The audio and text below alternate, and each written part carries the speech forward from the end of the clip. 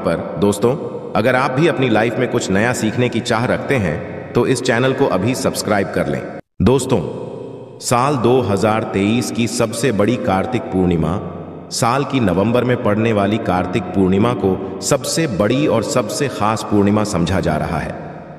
इस दिन आप जिसे भी अपना गुरु मानते हैं उनकी सेवा, पूजा या उनके दर्शन जरूर करें, क्योंकि गुरु ईश्वर से बड़ा होता है, माता पिता से भी बड़ा होता है। गुरु भगवान का साक्षात रूप होता है। गुरु नहीं तो संसार भी एक अपाहिज ही होगा।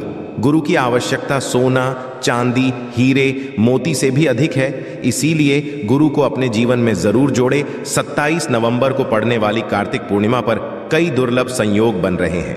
ऐसे में इन 2 जगहों पर चुपचाप 2 दीपक जलाकर छोड़ दें। इससे मृत्युदंड, पितृदोष, महाकाल, सर्पदोष, नजर दोष, शनि दोष, राहु दोष सब कुछ होगा खत्म। किस्मत पर लग जाएंगे 4 चांद। महालक्ष्मी दौड़ी दौड़ी चली आएंगी, कंगाल भी होंगे। धनी तो आज हम आपको बताएंगे दीपक जलाने से इतने ज्यादा फायदे आपको अपने जीवन में मिलते हैं और किस तरह आपको दीपक जलाना चाहिए, कौन सी दिशा में, जिससे आप बहुत ज्यादा तरक्की हासिल कर सके और अपने जीवन में सभी बाधाओं को खत्म कर सके।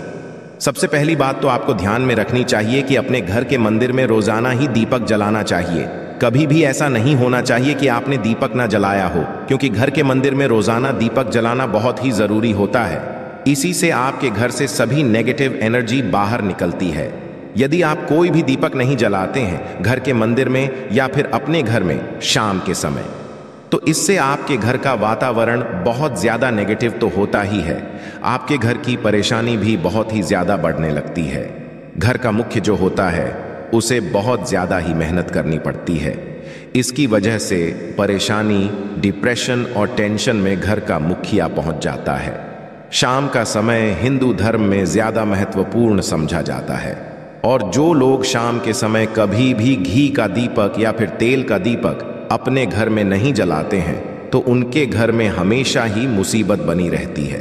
यानी कि एक मुसीबत से निकलते हैं तो दूसरी मुसीबत में उससे पहले ही फंस जाते हैं और हमेशा ही धन की समस्या, परेशानियां बढ़ती रहती हैं। उनके जो बच्चे होते हैं वो भी उनके खिलाफ होने लगते हैं, उनका कहना बिल्कुल भी नहीं मानते हैं। इसी तरह घर का पूरा माहौल ही दुखपूर्ण होने लगता है। काफी लोग इन चीजों को मानते भी हैं, परंतु जानते हुए भी उपाय नहीं कर पाते हैं और भूल जाते हैं। उन्हें इन चीजों से होने वाले नुकसान के बारे में पता नहीं होता है। इसीलिए रोजाना को एक घी का दीपक या फिर तेल का दीपक जलाना बहुत ही जरूरी होता है। यदि आप नहीं जला सकते हैं तो कोई और मनुष्य भी आपके घर में दीपक जला सकता है, परंतु रोजाना दीपक जलाना बहुत ही होता है। इसी से आपकी सभी नेगेटिव एनर्जी आपके घर से हमेशा बाहर रहती है। दोस्त, और शाम का समय ऐसा होता है जिस समय नकारात्मक ऊर्जाएं बहुत ही ज्यादा प्रबल होती है और आपके घर में प्रवेश कर जाती है। ऐसे में यदि आप घर में या घर के मंदिर में दीपक नहीं जलाते हैं तो नेगेटिव एनर्जी बहुत ही ज्यादा परेशान करती है, आपके सभी काम बिगाड़ने लगती है। जिस समय सूरज डूब जाता है उसी समय ये नेगेटिव बहुत ही ज्यादा प्रबल हो जाती है। उसी समय आपको मुंह हाथ पैर धोकर दीपक जलाना चाहिए। यदि आप खुद नहीं कर सकते है तो कोई और मनुष्य भी आपके लिए ऐसा कर सकता है।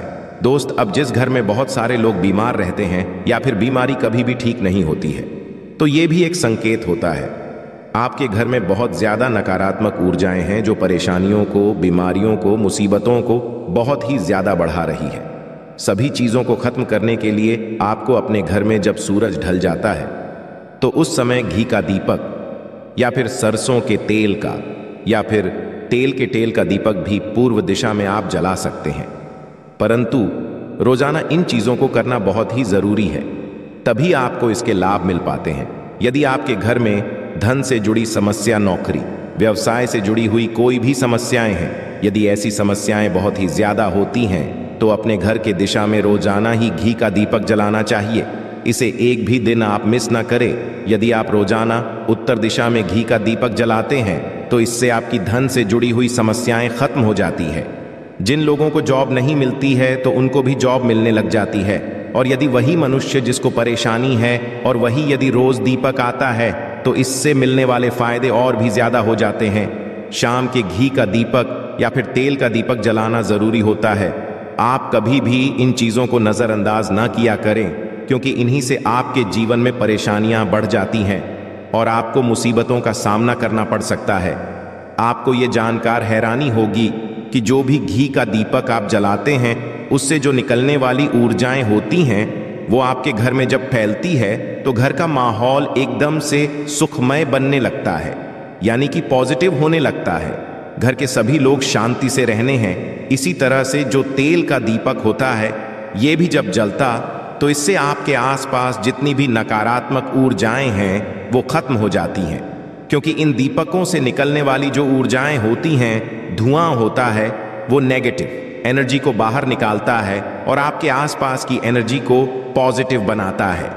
तो ये जरूरी चीजें हैं। शाम के समय कभी भी आप इन चीजों को कभी मिस ना किया करें, तभी आप अपने जीवन में सफलता पा सकते हैं और आपकी जितनी भी मनोकामनाएं हैं वो भी पूरी होती है।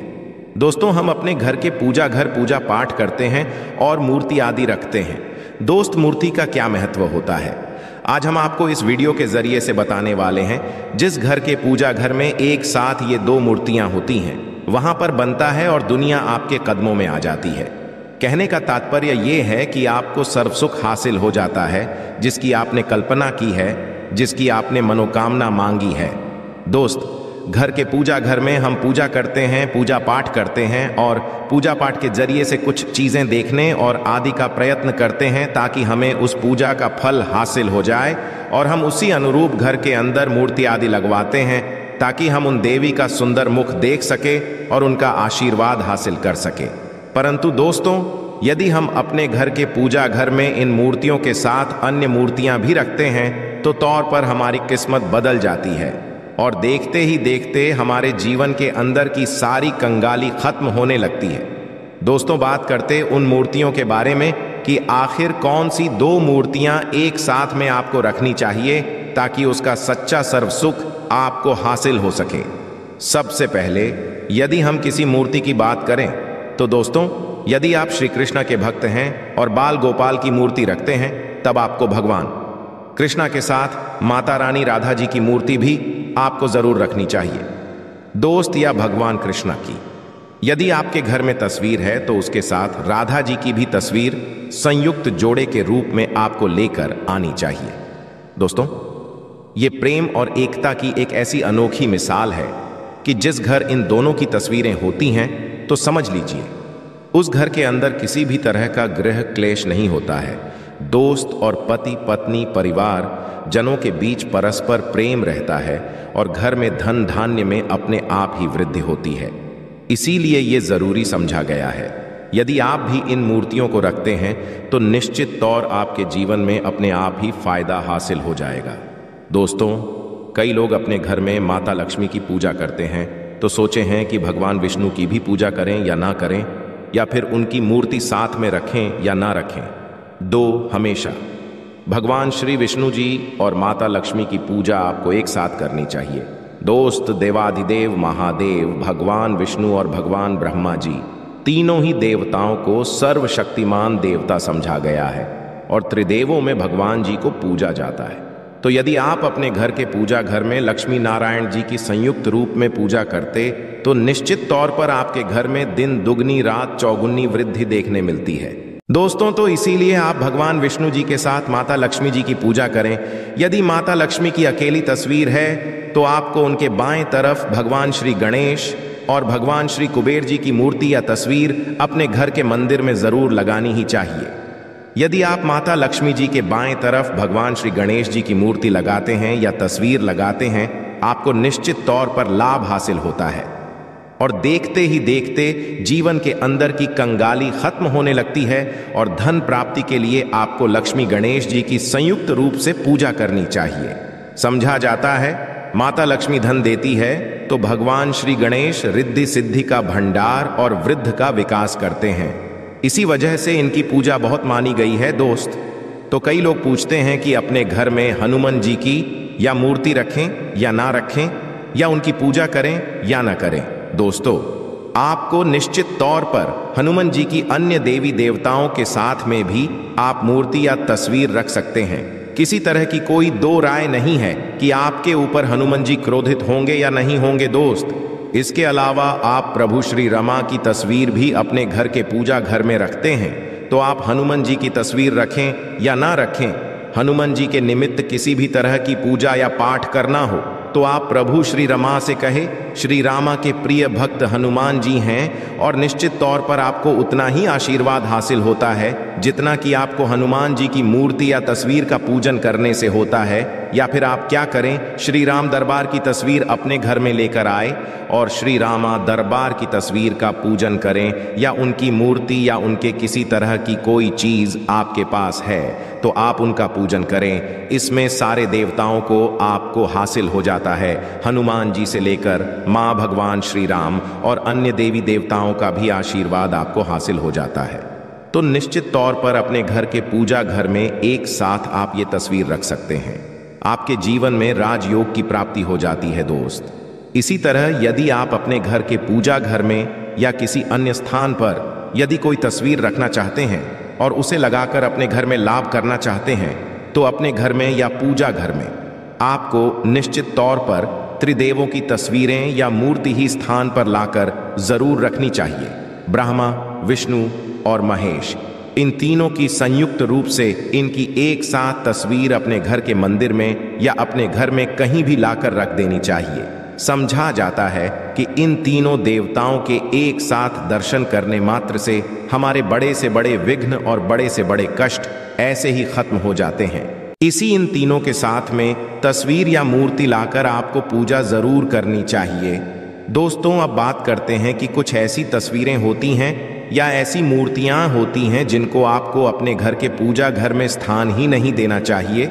यदि आपने तस्वीर या मूर्ति को अपने घर के पूजा घर में स्थान दिया है तो समझ लीजिए कि आपको कंगाली का सामना करना पड़ेगा या फिर देवी देवताओं के क्रोध का सामना करना पड़ेगा।